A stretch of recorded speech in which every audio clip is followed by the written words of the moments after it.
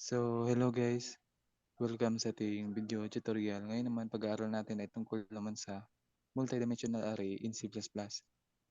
So, sa mga beginners dyan, medyo nakakalito intindihin yung multidimensional array. Pero sa video na to, ay tuturuan ko kayo kung paano siya intindihin.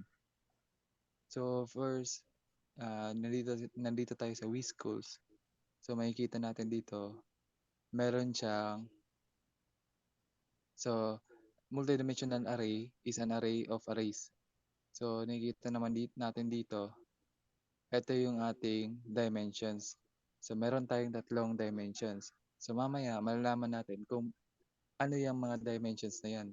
Yung tatlong index numbers na 2. So, tatlong 2. So, dito, gagawa muna tayo ng string numbers. So, yung string numbers natin, yung dimensions niya, for example, magsisimula tayo sa boxes. So, gagawa tayo ng tatlong boxes. So, dito nakikita mo, dalawa lang yung box na ginawa niya. So, dito gagawa tayo ng tatlo. Yan. So, yan muna yung una natin gagawin. So, ito yung boxes. So, gagawa tayo ng curly braces. Yan. Wait lang.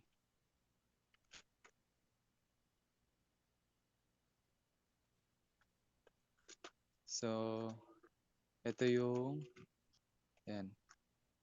So, ito yung first box natin. Box 1, box 2,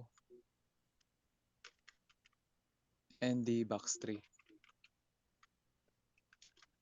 So, box 3. So, ngayon, yung una natin ginawa ay gumawa tayo ng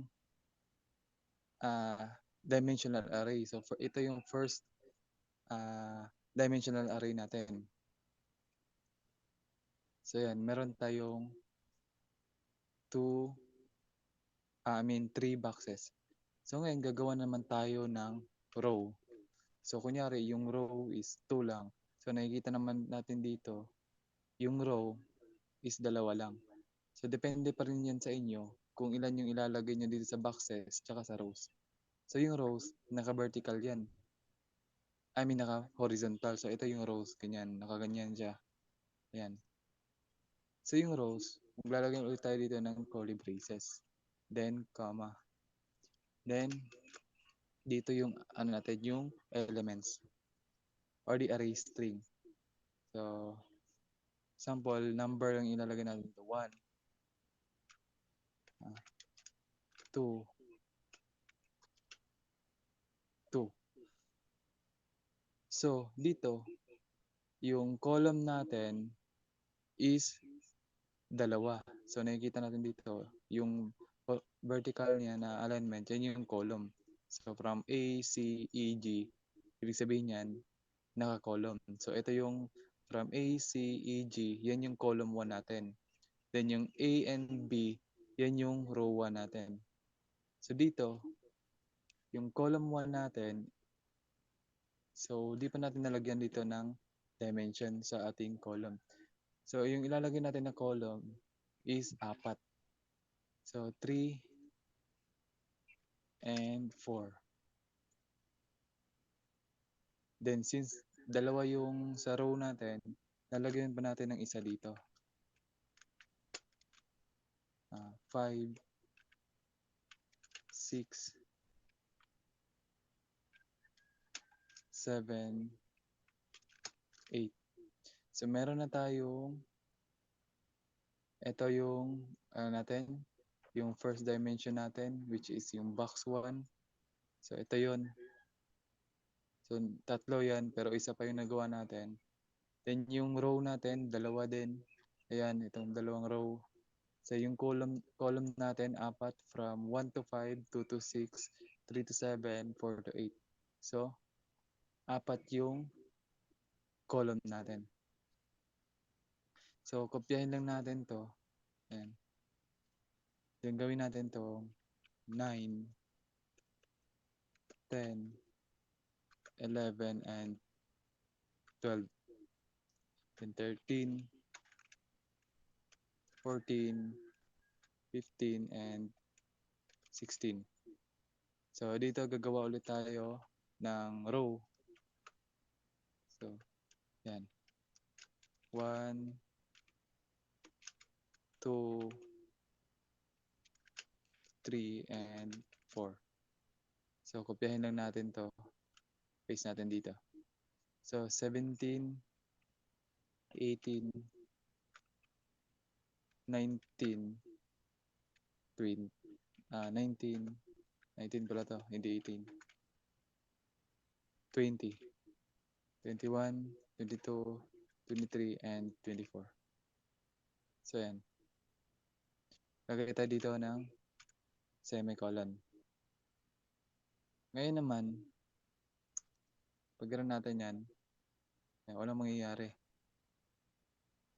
So, para kukunin natin yung mga dimensional arrays natin. So, ano yung makukuha natin? Ito lang, yung mga first row lang yung kukunin natin.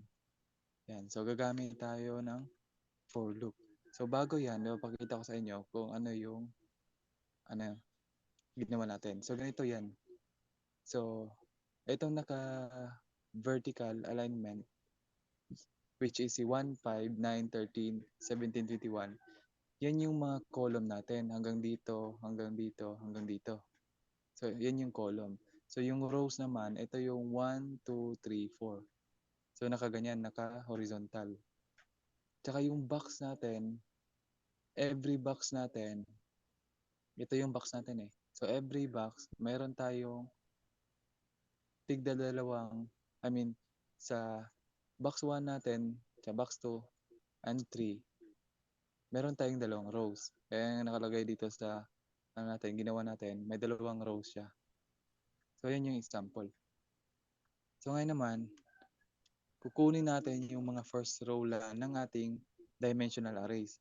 So, for A is equal, maglagay muna tayo ng integer. So, A is equal to 0. So kukunin natin yung una nating, which is yung boxes. So, 3. So, A, then increment natin yung A. Then, dito naman tayo sa pangalawa, which is rows. Kukunin natin yung index number ni row. B is equals to 0. B is less than 2. Increment natin si B. Ayan. 4. Kunin naman natin yung index number ni third dimensional array. So C is equals to 0. C is less than 4. So C, pwedeng ganyan, pwedeng baliktad. Ganyan, pwede ring ganyan. Depende sa inyo. Ayan, C out. Instead of yung index number yung ilalagay natin sa console out or sa pag-output natin, hindi na. Ito na lang yung mga variables na A, B, C yung kukunin natin para makuha natin yung first row ng ating dimensional arrays. So, numbers. So, A, B, C. Then, lagay tayo dito ng new line para hindi sila magdidikit. So, pag nira natin yan, yung result niyan ay magiging, ayan.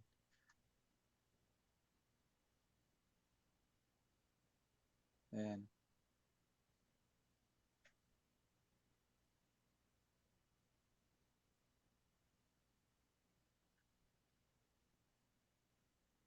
So, tama. So, itong sa for loop pala natin, kinuha natin lahat yung mga, lahat ng numbers or yung mga elements natin na nilagay dito. So, yan. Kaso nga lang ito, naging 23 kasi, yan, na double. So, yan. So gumamit tayo ng for loop para makuha natin yung mga value itong ating mga boxes na nasa rows. Yan.